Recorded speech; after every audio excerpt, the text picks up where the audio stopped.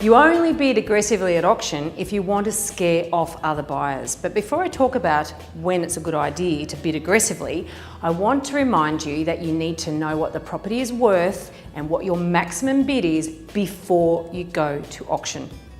Now, assuming you've done that, here are 5 scenarios where bidding aggressively might be a good idea.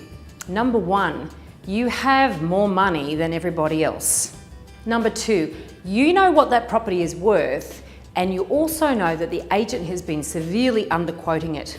So you could come in really aggressive and scare off quite a lot of other buyers who have wishful thinking and are hoping that the property is going to sell at a much lower price. Number 3, when you're bidding against inexperienced bidders. Now, I've seen it play out many times where timid bidding just gives an invitation to other timid bidders to bid. So by bidding aggressively, you can easily scare them off. 4th scenario, when the market is hot and you want to scare off as many other bidders as possible in one hit.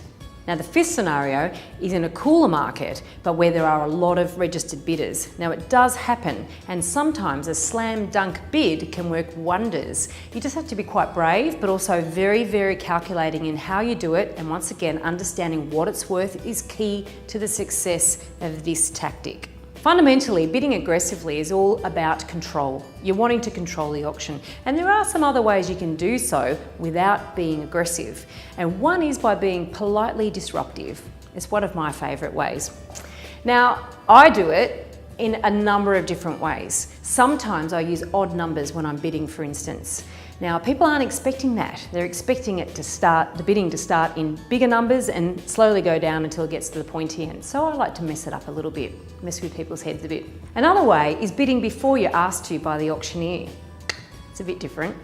And another one that I really love doing is bidding a higher number than you've been asked for. Now, if you know it's below the reserve, it doesn't really matter what the amount of the bidding is at this point. So if the auctioneer asks you for a $25,000 bid, for argument's sake, why not give them 30? It really unsettles other buyers. Now, another slightly crazy tactic is to bid against yourself. Sometimes I use this and I actually increase my own bid, and people think I'm insane, and you know what, if that stops them bidding, then that's okay. Now, bidding strong can have its drawbacks. One drawback is that the owner actually starts thinking the property should sell for a higher price.